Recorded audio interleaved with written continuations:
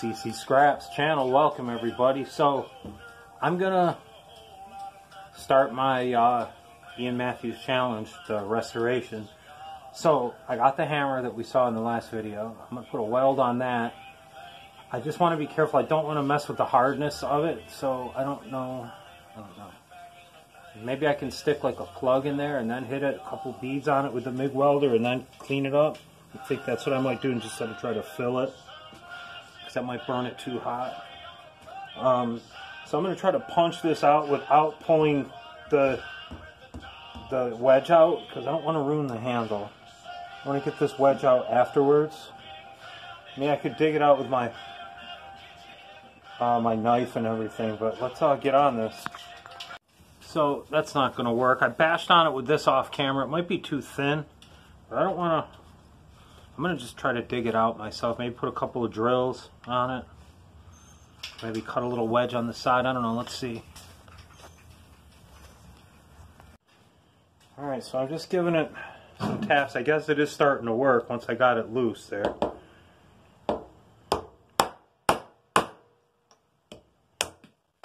Alrighty, look at that. Now I gotta find it. So I got it out. Looks pretty clean inside. That hole doesn't go all the way through. Wonder if this might have been, I don't even know what it was used for. But I do know the guy got it from, he's got an old 56 Oldsmobile convertible, and the thing's beautiful, and he's old school, like one of them old timers that just knows what he's doing with stuff. So this was his, he gave it to me. But this, I might even be able to get back in there and then just leave a little room and epoxy the handle, maybe. Should seat pretty nice. Maybe that's what I'll do.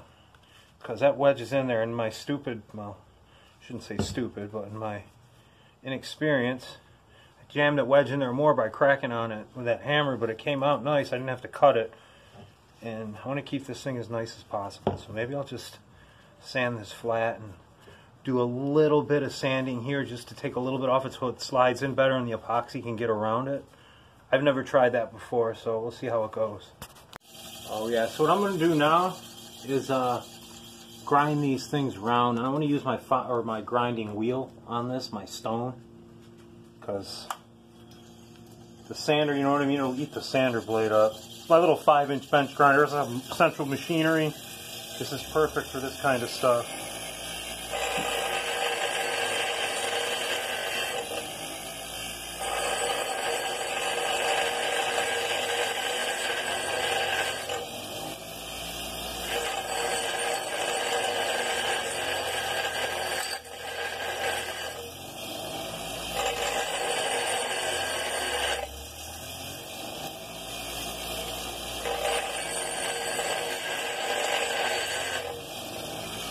It's starting to come down. I'll go back when I get her all done.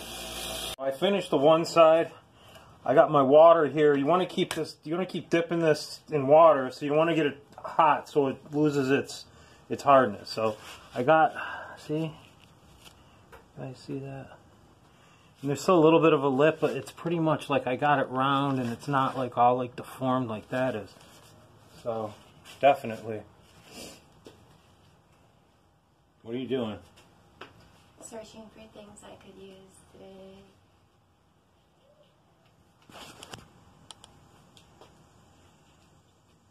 What's that for? You. Yeah.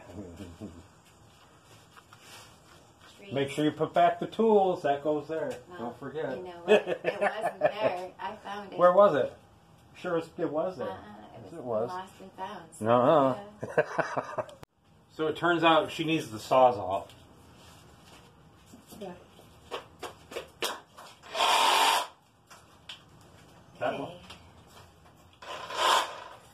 That? I got it. Careful. There you go.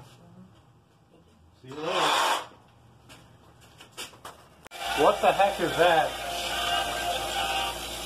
Is that what you just cut down? Come in with it. Can you come in with it? It's just there's the light's high. Oh.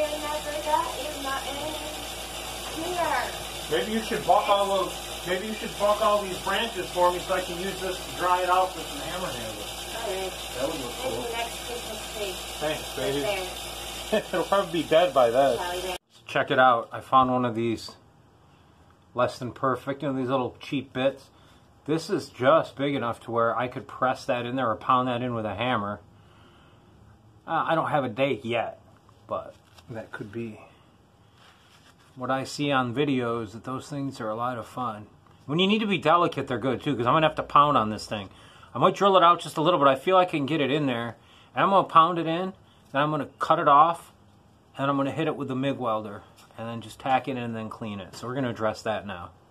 I took y'all out of the cradle. I decided instead to bash on it, I'm going to put it in my vise, and I got this piece of, a couple pieces of these extruded aluminum angle iron. I'm going to just use that and see if I can press it on in there. This is my dig. Look at that. Are you kidding me? Why do I feel like that was too easy? Alright, let me stop there. Then I'm going to hit this with the MIG welder. Alright, so I'm going to get ready to put a bead on this. Like a little couple of tacks after I pressed it in. I'm going to fire up the welder.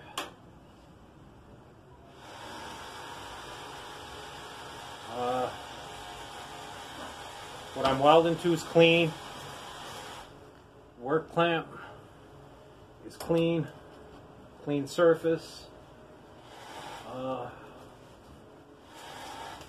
Pliers. Lead here.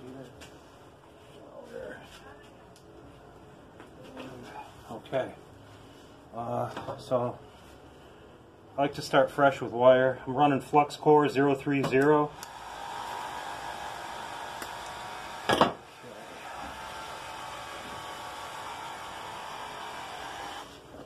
This is a little Harbor Freight welder I got cheap. Let's see if we can get an arc going on this thing. Oops, too much stuff in my shop. Alright y'all, here we go. Bear with me, I'm not a good welder.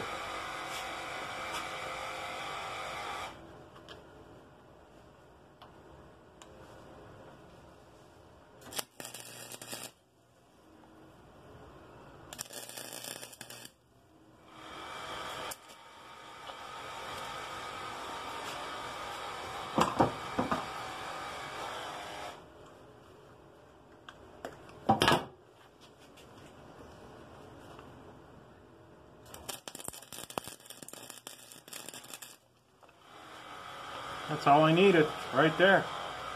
Shut her off.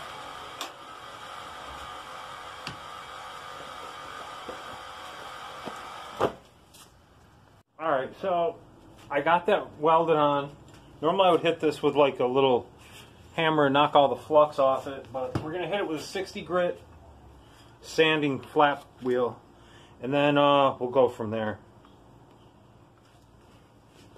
I could flatten it out.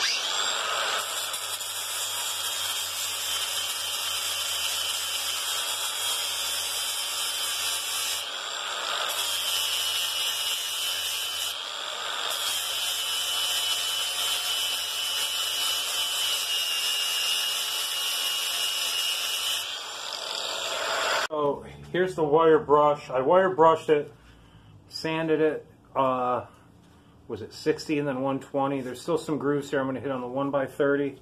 I got it pretty much straight. There's that repair that I put the weld on. I might put a little more weld on there. I might just put a little epoxy. I don't know how I'm going to do that yet, but I'd like to get rid of that whole thing. But let's see, get it on a little 1x30 now and see how that works.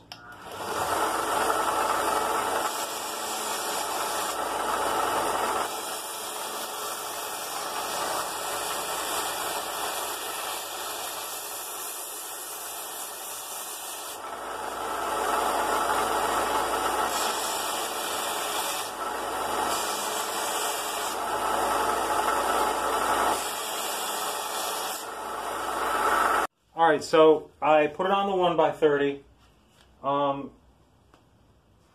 And this is from what was it? This was 80 right to 120 on the 1x30 sander, so check that out. I mean, it's shining. I mean, there's some big, heavy dings in here, like there. I mean, I don't know, can you see that? See right there? That little ding. And I'm going to have to move a lot of material to get that off of there, but I got it round for the most part. Still going to, probably just going to epoxy it. I don't want to put any more heat on this thing. There she is, right there, guys. So I got to get the inside out here with the die grinder. We'll get that cleaned out in a little bit and get these